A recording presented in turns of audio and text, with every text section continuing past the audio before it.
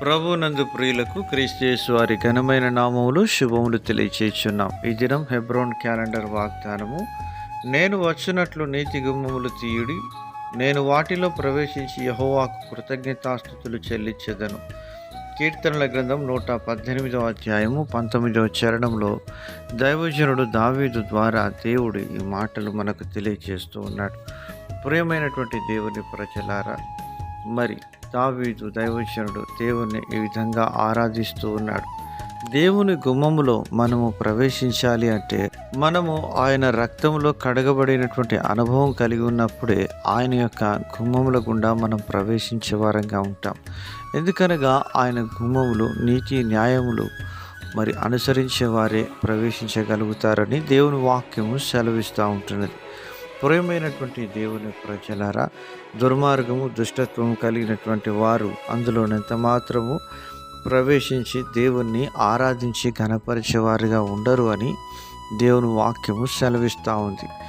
21వ అధ్యాయము కీర్తనల గ్రంథము 24వ వచనంలో మనం గమనించినట్లయితే, జనములు దాని వెలుగునందు సంచరింతురు, భూరాజులు తమ మహిమను దానిలోనికి తీసుకుని వత్తురు అని దేవుని యొక్క దాసుడు యోహాను గారు చెప్తున్నారు.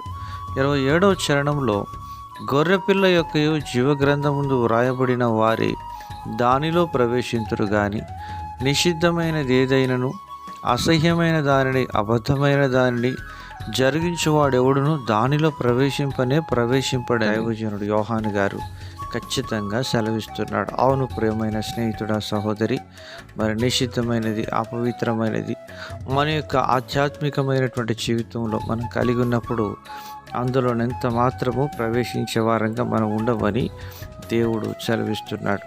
ఎందుకనగా ఈ యొక్క గుమ్మములలో మనం ప్రవేశించాలి అంటే దైవజనుడు దావీదు రాసిన 15వ కీర్తనలో అంటున్నాడు, యెహోవా నీ గుడారములో అతిథిగా ఉండదగిన వాడెవడు, నీ పరిశుద్ధ పర్వతం మీద నివసింపతగిన వాడెవడు అని మాట్లాడుతూ, యథార్థమైన ప్రవర్తన కలిగి నీతిని అనుసరించుచు హృదయపూర్వకంగా నిజము పలుకువాడే అటివాడు నాలుకతో కొండెములాడడు, తన చెలికానికి కీడు చేయడు, తన పొరుగువాని మీద నిందమోపడు. అలాగున మన జీవితంలో కూడా 15వ కీర్తనలో చూపిన మాదిరిగానే మనము కూడా జీవించి ఆయన గుమ్మములో ప్రవేశించి ఆయనను ఆరాధించుదాము గాక.